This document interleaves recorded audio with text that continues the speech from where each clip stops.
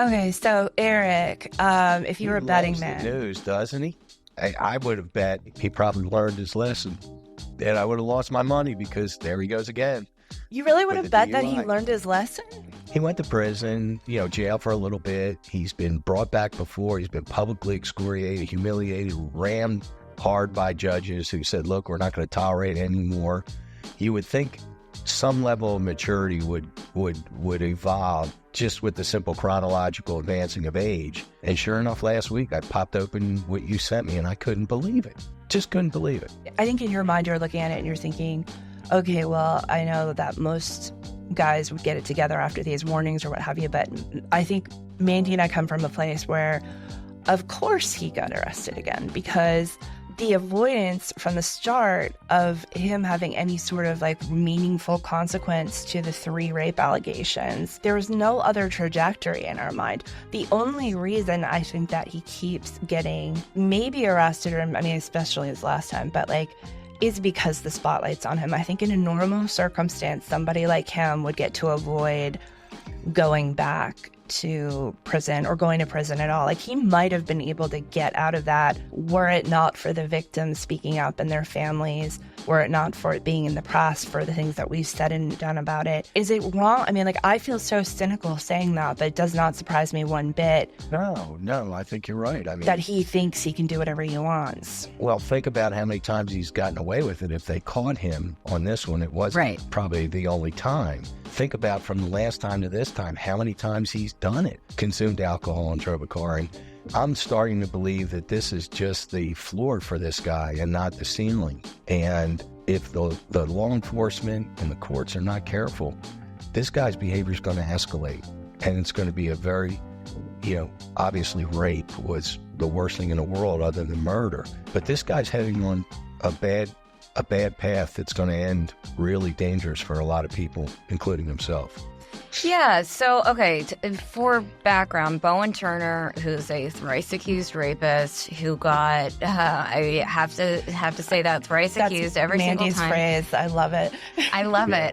The word thrice, it's the only time that I use the word thrice, and I use it all the time because that's what he is. He's a thrice-accused rapist who got probation. He got the easiest route possible for those assaults back in 2022. How is that possible, Eric? You just said it like it was, he got probation. Okay, well, let's walk through that. Brad Hutto, 2 words. Actually, State Senator Brad Hutto. There's 6 words there. Yeah, I was going to say there's a judge. Has to be a judge involved. Yes.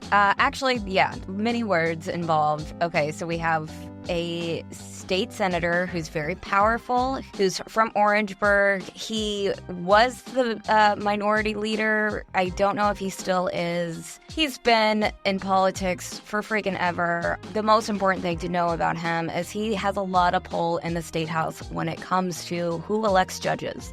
And the judges are selected in our state by our legislator. So that happened in 2022, and almost within a month, he was out drinking at a bar, underage, making a woman feel very uncomfortable. The police were called, and he threatened to bite, or did he bite a...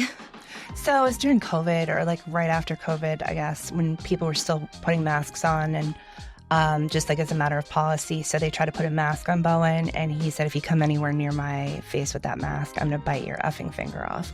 To a deputy. That's and lovely. Yeah, lovely. That's always smart. So from that, he got a year in prison, and I'm just doing the quick and dirty here, and there's no quick and dirty when it comes to this. And I have to, yeah, it's all very dirty, and I have to go back in the fact that the solicitor really wanted to be a judge. There's a long record of him wanting to be a judge. So the solicitor that agreed to this plea really wanted to be a judge, and that's a fact. And it's the thing that I can assume is that he wanted to impress Brad Hutto. He wanted to be on Brad Hutto's good side.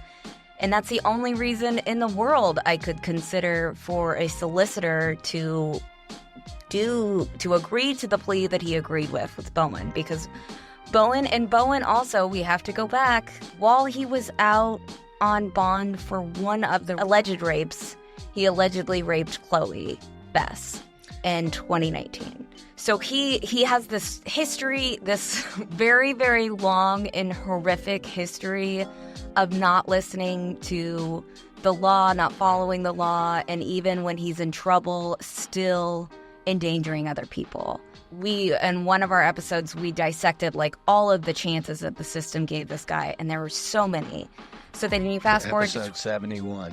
Episode 71, True Sunlight, really digs into, like, it's insane. It's absolutely insane. You look at all the people that gave this guy a pass. Our system as a whole just failed over and over and over, and it is disgusting. And it failed by accident, though, Mandy. It failed by purpose.